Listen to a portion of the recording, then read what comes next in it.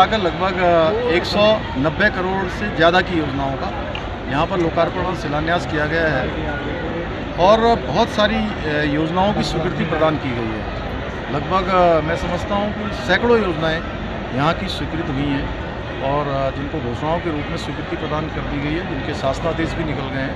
जो आने वाले समय में इस पूरे रुद्रप्रयाग जनपद में और केदार घाटी में विकास के मामले में ये सभी योजनाएं एक मील का पत्थर साबित होंगी। इन योजनाओं के धरातल पर उतरने से ये जनपद हमारा आदर्श जनपद के रूप में एक तरह से प्रख्यात होगा, ख्याति इसकी बढ़ेगी और हम चाहते हैं कि जो हमारा बाबा केदार का धाम है, उस केदार के धाम को पूरे विश्व के अंदर लोग उसको आस्था और श्रद्धा के केंद्र के रूप में मानते हैं। तो ये धाम हमारा हर प्रकार से जो हमारे प्रधानमंत्री आदरणीय मोदी जी के नेतृत्व में 2014 के बाद तेज़ी से नवनिर्माण और पुनर्निर्माण हुआ है, वो काम रुकना नहीं चाहिए, वो काम और तेज़ी से आगे बढ़ना चाहिए। हम उसके लिए प्रतिबद्ध हैं, संकल्पबद्ध हैं और यात्रा का जो दूसरा चरण है वो पूरी तरह से ठीक प्रकार से चले। उसके लिए जो संशोधन करने थे, जो कुछ शिथिलीकरण करना था, यात्रा के प्रावधानों में जो यहाँ पर जगह जगह बैरिकेडिंग की जाती थी, उसको भी हमने कहा है कि मिनिमम बैरिकेडिंग करें, रजिस्ट्रेशन ऑफलाइन जो है व्यवस्था उसकी प्रारंभ करें, जिस प्रकार से यात्रा अच्छी चल सकती है। जो शुरुआत के दिनों में कुछ परेशानी हुई है, सेकंड चरण में परेशानी नहीं। कहा जा सकता है केदारनाथ उपचुनाव का आगाज हो गया है। किसी चार धाम के नाम से कोई मंदिर नहीं बने। देखिए, ये चूँकि जैसे ही केदार धाम के नाम से जो है दिल्ली में इस प्रकार का कुछ उत्तराखंड के लोगों ने नाम रखा था और जैसे ही यहाँ पर लोगों के बीच में से भी बताया गया और हम लोगों को भी लगा कि ये केदार धाम केवल एक है और हमारे चार धाम भी एक ही हैं, ये धाम जो है दूसरी जगह पर नहीं हो सकते हैं। इसलिए हमने बहुत मंत्रिमंडल में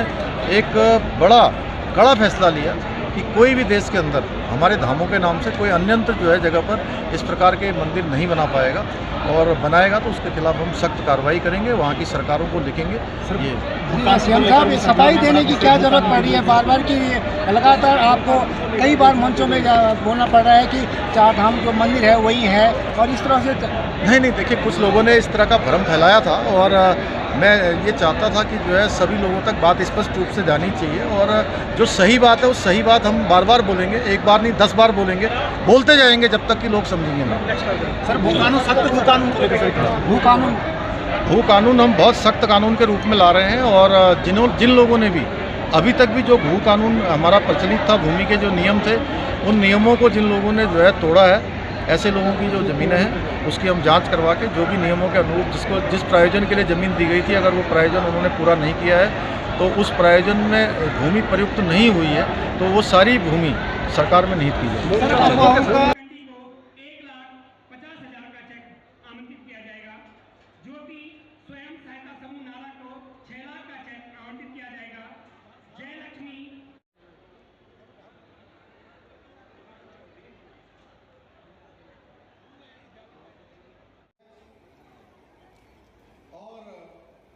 जिनको सीमांत जनपद चमोली में पैदा होने के बाद भारत के उच्च सदन में, राज्यसभा में अभी उत्तराखंड राज्य से प्रतिनिधित्व जो कर रहे हैं, का केंद्र है वो उत्तराखंड की आन बान शान अगर है तो उत्तराखंड के चार